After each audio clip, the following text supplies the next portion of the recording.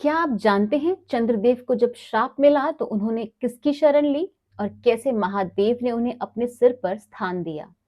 आइए जानते हैं शिव और चंद्र की यह अद्भुत कथा। क्या आपने कभी सोचा है कि भगवान शिव के सिर पर चंद्रमा क्यों है? क्या कारण था कि स्वयं देवों के देव महादेव ने चंद्र को अपने मस्तक पर स्थान दिया? इसके पीछे एक अद्भुत पौराणिक कथा छिपी हुई है जो हमें न केवल भक्ति का अर्थ समझाती है बल्कि जीवन में संतुलन का संदेश भी देती है। ब्रह्मा जी के पुत्र दक्ष प्रजापति की 27 सुंदर कन्याएं थी जो 27 नक्षत्रों के रूप में जानी जाती हैं।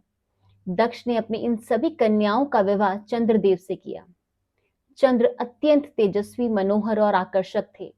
उनकी चमक ऐसी थी कि देवता भी उनकी आभा देखकर चकित रह जाते। लेकिन विवाह के बाद एक समस्या खड़ी हो गई। चंद्रदेव को अपनी सभी पत्नियों में से रोहिणी सबसे अधिक प्रिय थी।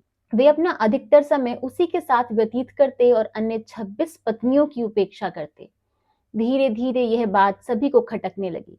बाकी पत्नियां दुखी होकर अपने पिता दक्ष प्रजापति के पास पहुंची और बोली, पिताश्री, चंद्रदेव हमें अब प्रेम नहीं करते, वे केवल रोहिणी के साथ ही रहते हैं। दक्ष प्रजापति अत्यंत क्रोधित हो गए। उन्होंने चंद्र को बुलाया और कहा, हे चंद्र, तुमने मेरी कन्याओं के साथ अन्याय किया है। मैं तुम्हें श्राप देता हूं कि तुम क्षीण हो जाओगे, तुम्हारा तेज नष्ट हो जाएगा।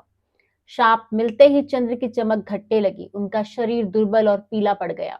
देवता चिंतित हो उठे क्योंकि चंद्र के बिना सृष्टि का संतुलन बिगड़ने लगा। रात्रि अंधकारमय हो गई। ज्वार भाटा रुकने लगे। औषधियों का रस सूखने लगा। अब चंद्रदेव पछताने लगे। उन्होंने ब्रह्मा जी, विष्णु जी और सभी देवताओं से शरण मांगी, पर किसी के पास भी समाधान नहीं था। अंततः ब्रह्मा जी ने कहा, हे चंद्रदेव, केवल एक ही है जो तुम्हारे शाप को शांत कर सकते हैं। वो हैं देवों के देव महादेव, कैलाशपति शिव। जाओ, उनकी आराधना करो।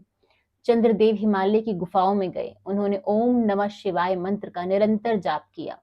हजारों वर्षों तक उन्होंने कठोर तपस्या की, बिना अन्न जल के, केवल भक्ति और श्रद्धा के बल पर। उनकी भक्ति देखकर भगवान शिव प्रसन्न हुए। वे प्रकट होकर बोले, हे चंद्रदेव, मैं तुम्हारी भक्ति से प्रसन्न हूँ। तुमने सच्चे मन से मुझे पुकारा है, बताओ क्या चाहते हो। चंद्रदेव ने हाथ जोड़कर कहा, भगवान, मैं दक्ष के श्राप से मुक्त होना चाहता हूँ। मैं चाहता हूँ कि मेरा तेज फिर से लौट आए और मैं पुनः प्रकाश फैलाऊं। शिवजी बोले, हे चंद्रदेव, मैं दक्ष के श्राप को पूर्ण रूप से तो नहीं टाल सकता, क्योंकि वचन से दिया गया श्राप अटल होता है। परंतु मैं तुम्हें आशीर्वाद देता हूँ। तुम हर महीने घटते बढ़ते रहोगे। एक पक्ष में तुम क्षीण हो जाओगे और दूसरे पक्ष में पुनः पूर्ण तेजस्वी बनोगे। और ताकि तुम सदैव अमर रहो, मैं तुम्हें अपने मस्तक पर धारण करूंगा। उस क्षण से ही भगवान शिव के सिर पर अर्ध चंद्रमा विराजमान हो गए। शिव जी ने चंद्र को स्थान देकर उन्हें अमरत्व प्रदान किया। तभी से महादेव का नाम पड़ा चंद्रशेखर, अर्थात जिसके शिखर पर चंद्र सुशोभित हो। चंद्र का घटना बढ़ना हमें सिखाता है कि जीवन में वृद्धि और क्षय, सुख और दुख दोनों स्वाभाविक हैं। कोई भी समय सदा एक सा नहीं रहता। शिवजी ने चंद्र को अपने सिर पर स्थान देकर सिखाया कि जो भक्ति में लीन हो जाए उसे ईश्वर अपने मस्तक पर भी धारण कर लेते हैं। हमें अहंकार नहीं बल्कि विनम्रता और भक्ति का मार्ग अपनाना चाहिए।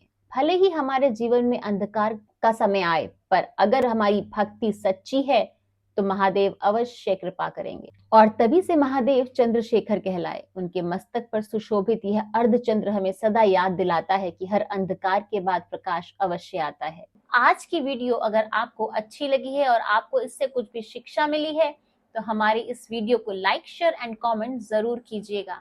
और ऐसे ही और वीडियोस के लिए हमारे channel mystery and mind with Chitra को सब्सक्राइब करना मत भूलिएगा। आज की वीडियो देखने के लिए आपका बहुत बहुत धन्यवाद। राधे राधे, जय श्री कृष्ण।